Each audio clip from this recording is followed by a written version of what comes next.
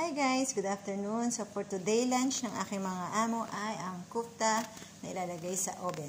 Ayan. So ito may potato tayo and tomato slices. Ayan. So may mga sauce pa yan later. Papakita ko sa inyo. Yung oven pa yan ng 10 minutes. So olive oil lang siya, 1 teaspoon sa pinaka-ilalim. Ayan guys. So bye for now.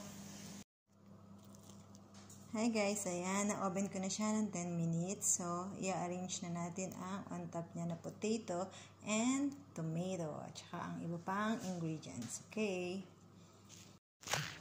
Ayan, so gagawin na natin guys ang sauce niya. Ito na yung kofta, na-oven ko na siya, i-arrange ko na lang later. So, 6 tablespoon ng tomato paste. Or teaspoon ng allspice, black pepper, cinnamon powder, at half teaspoon ng salt. So, i-mix natin.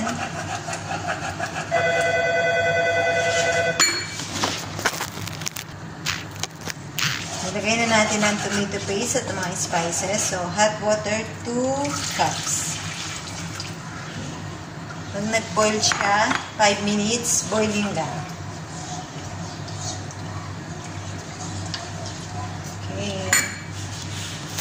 Yan na ang magiging sauce natin para sa ating kofta later. So guys, ito na yung ating sauce. Isasalin na natin guys sa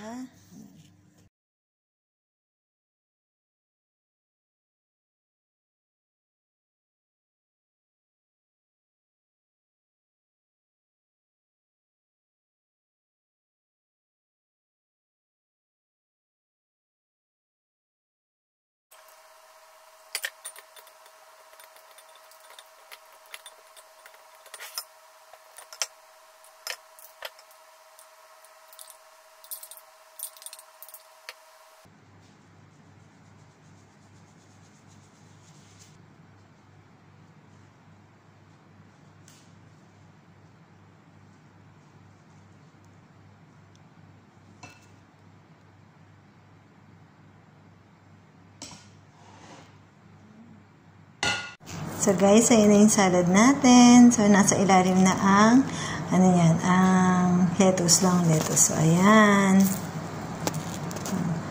Yung akin namang inoven ang ipapakita ko sa inyo. So guys, ito na yung ating inoven. Ayan. For serving na siya. Nandiyan na ang aking sir.